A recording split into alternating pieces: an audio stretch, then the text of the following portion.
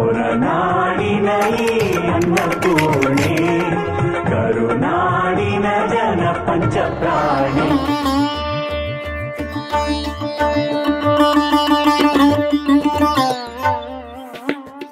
ನಮಸ್ತೆ ಎಲ್ರಿಗೂ, welcome to Chandan K Shetty YouTube channel. ನಾನಿವತ್ತು ಎಲ್ಲಿದ್ದೀನಿ ಗೊತ್ತಾ? ನಾನಿವತ್ತು ಹೊರನಾಡಕ್ ಬಂದಿದ್ದೀನಿ. ಯಾಕಂದ್ರೆ ಇಲ್ಲಿ ತಾಯಿ ಅನ್ನಪೂರ್ಣೇಶ್ವರಿ ತಾಯಿಯ ದರ್ಶನ ಮಾಡೋದಕ್ಕೆ ಬಂದಿದ್ದೀನಿ. ಇನ್ನೊಂದೇನಂದ್ರೆ ಇಲ್ಲಿ ದರ್ಶನ ಮಾಡಿದವ್ರಿಗೆ ಜೀವನ ಪೂರ್ತಿ ಆಹಾರ ಸಿಗುತ್ತೆ. ಸೊ ಜೀವನದಲ್ಲಿ ಅದಕ್ಕೋಸ್ಕರನೇ ಒಂದ್ಸತಿ ಆದ್ರೂ ತಾಯಿಯ ದರ್ಶನ ಮಾಡ್ಬೇಕು. ಸೊ ನಾನು ಇದೇ ಫಸ್ಟ್ ಟೈಮು ಬಂದಿರೋದು. ನಿಮ್ಗೆ ಒಳಗಡೆ ಹೋಗಿ ದರ್ಶನ ಹೇಗಾಗುತ್ತೆ ಮತ್ತೆ ಅದ್ರ ವಿಶೇಷ ಎಲ್ಲವನ್ನು ಈ ವಿಡಿಯೋದಲ್ಲಿ ನಿಮ್ಗೆ ಹೇಳ್ತೀನಿ.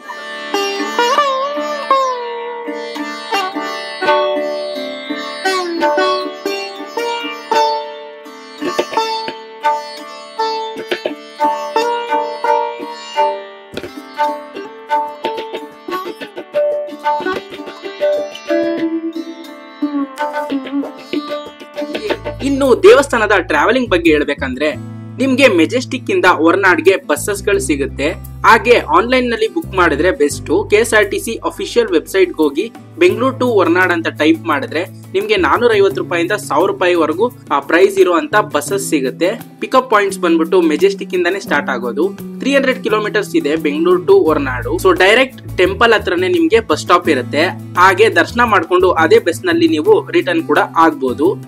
ಇನ್ನು ಪ್ರೈವೇಟ್ ಕಾರಲ್ಲಿ ಹೋಗ್ತೀರಾ ಅಂದ್ರೆ ಒಳ್ಳೆ ಪಾರ್ಕಿಂಗ್ ಫೆಸಿಲಿಟಿ ಕೂಡ ಇದೆ. ಪಾರ್ಕಿಂಗ್ ಕೂಡ ಫ್ರೀ ಇರುತ್ತೆ.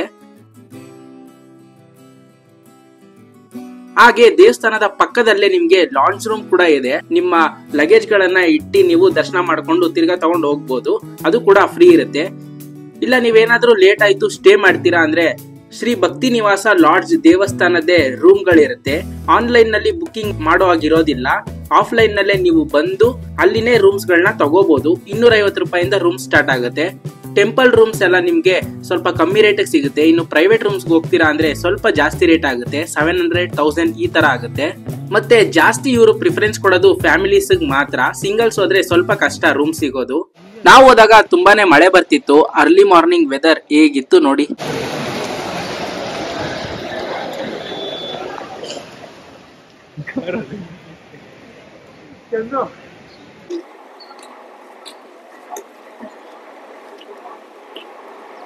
ಇನ್ನು ದೇವಸ್ಥಾನದ ಟೈಮಿಂಗ್ಸ್ ನೋಡೋದಾದ್ರೆ ಬೆಳಗ್ಗೆ 6:30 9 ಗಂಟೆ, 11 ಗಂಟೆಯಿಂದ 2 ಗಂಟೆ, ಸಂಜೆ 7 ಗಂಟೆಯಿಂದ 9:30 ಗಂಟೆ ನಾವು ದರ್ಶನ ಮಾಡಬಹುದು.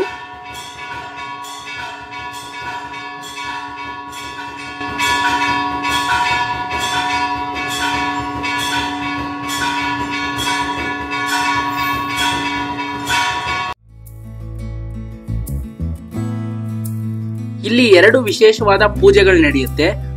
ಒಂದು ಸಣ್ಣ ಮಕ್ಕಳಿಗೆ ಫಸ್ಟ್ ಟೈಮ್ ಊಟ ಮಾಡೋಕೆ ಸ್ಟಾರ್ಟ್ ಮಾಡಿದಾಗ ಇಲ್ಲಿ ಬಂದು ಊಟ ಸೇವಿಸೋದು ಅಭ್ಯಾಸ ಮಾಡಿಸ್ತಾರೆ. ಇನ್ನು 2ನೇದು ಸತ್ಯನಾರಾಯಣ ಸ್ವಾಮಿ ಪೂಜೆ.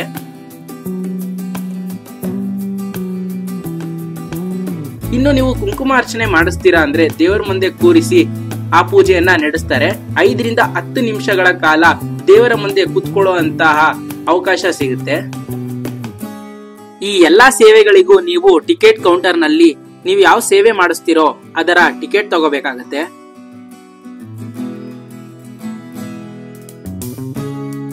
ಈ ದೇವಸ್ಥಾನದಲ್ಲಿ ಮುಖ್ಯವಾಗಿ ಏನಂದ್ರೆ ಅನ್ನಪ್ರಸಾದ. ಅನ್ನಪೂರ್ಣೇಶ್ವರಿ ದೇವಸ್ಥಾನಕ್ಕೆ ಬಂದು ಊಟ ಮಾಡದೆ ಅನ್ನಪ್ರಸಾದ ಸೇವಿಸದೆ ಹೋದ್ರೆ ಅದು ತಪ್ಪಾಗತ್ತೆ. ನೀವು ಯಾವಾಗ ಹೋದ್ರೂ ಕೂಡ ನಿಮ್ಗೆ ಇಲ್ಲಿ ಅನ್ನಪ್ರಸಾದ ಇದ್ದೇ ಇರುತ್ತೆ. ಅನ್ನಪ್ರಸಾದನ ಸೇವಿಸ್ಕೊಂಡೇ ಹೋಗಿ.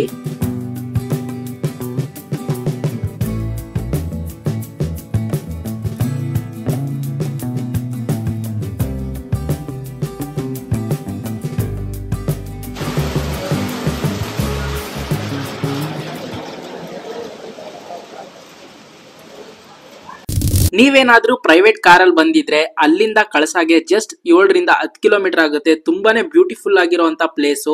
ಹೊರನಾಡಿಂದ ಆಟೋ ಮತ್ತೆ ಬಸ್ಸಸ್ ಕೂಡ ಇರುತ್ತೆ. ನಂಗೆ ಇವಾಗ ಕಳಸ ಅಂದ್ರೆ ಬಹಳ ಇಷ್ಟ.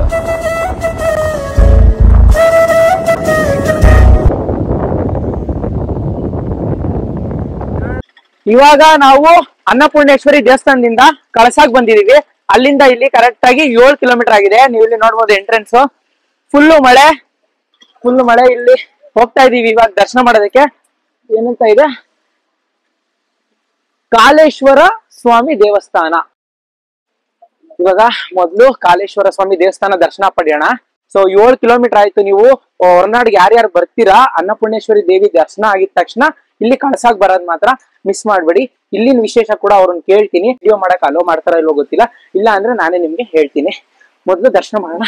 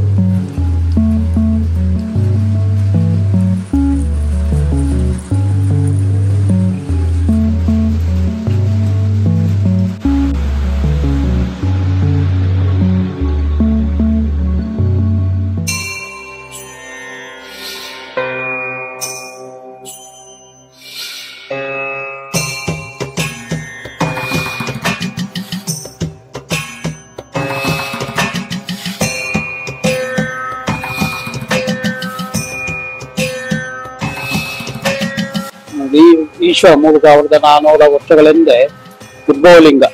ಕಾಶಿಗಿಂತ ಪುಣ್ಯ ಜಾಸ್ತಿ. ಅಗಸ್ತ್ಯರು ಮತ್ತು ವಸಿಷ್ಠ ಋಷಿಮುನಿಗಳು ನಿತ್ಯ ಕಲ್ಯಾಣಕ್ಕಾಗಿ ಕಾಶಿಯಿಂದ ಬಂದು ತಪಸ್ ಮಾಡಿ ಉದ್ಭವ ಆಗಿರೋದು. ಇದರಿಂದ ಕಾಶಿಗಿಂತ ಪುಣ್ಯ ಜಾಸ್ತಿ. ಪ್ರತಿ ವರ್ಷ ಕಾರ್ತಿಕ ಮಾಸದಲ್ಲಿ ಗಿರಿಜಾ ಕಲ್ಯಾಣೋತ್ಸವ, 1 ತಿಂಗಳು ದೀಪೋತ್ಸವ ಮತ್ತು 1 ತಿಂಗಳು ರಥೋತ್ಸವ ಇರುತ್ತೆ, ಸಂಗತೋತ್ಸವ. ಕಾಶಿಯಲ್ಲಿ 12 ವರ್ಷಕ್ಕೊಮ್ಮೆ. ಅಗಸ್ತ್ಯರ ಭಕ್ತಿಗೆ ಒಲಿದು ಸ್ವಯಂ ಉದ್ಭವ ಆಗಿರುವಂತ ಶಿವಲಿಂಗ.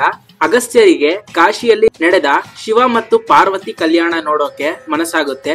ಆ ಟೈಮಲ್ಲಿ ವಿಂಧ್ಯ ಪರ್ವತವು ದಿನದಿಂದ ದಿನಕ್ಕೆ ಎತ್ತರ ಬೆಳೀತಾ ಹೋಗುತ್ತೆ. ಆಗ ದೇವತೆಗಳೆಲ್ಲ ಅಗಸ್ತ್ಯರಿಗೆ ಪ್ರಾರ್ಥನೆ ಮಾಡ್ತಾರೆ, ನೀವು ಕಾಶಿಗೆ ಬರೋದ್ ಬೇಡ, ಇಲ್ಲೇ ದಕ್ಷಿಣದಲ್ಲಿರಿ ಅಂತ. ಆ ಸಮಯದಲ್ಲಿ ಅಗಸ್ತ್ಯರಿಗೆ ತುಂಬಾ ಬೇಜಾರಾಗುತ್ತೆ. ಆಗ ಈಶ್ವರ ದೇವರು ವಾಗ್ದಾನ ಕೊಡ್ತಾರೆ, ಕಾಶಿಲಿ 12 ವರ್ಷಕ್ಕೆ ಒಮ್ಮೆ ನಡೆಯುವ ಗಿರಿಜಾ ಕಲ್ಯಾಣ, ಅದು ನೀವು ಇರೋ ಜಾಗದಲ್ಲೇ ನಿತ್ಯ ಕಲ್ಯಾಣ ತೋರಿಸ್ತೇನೆ ಅಂತ ಹೇಳಿ ತಂದೆ ಈಶ್ವರನು ಸ್ವಯಂ ಉದ್ಭವ ಆಗಿರೋದು.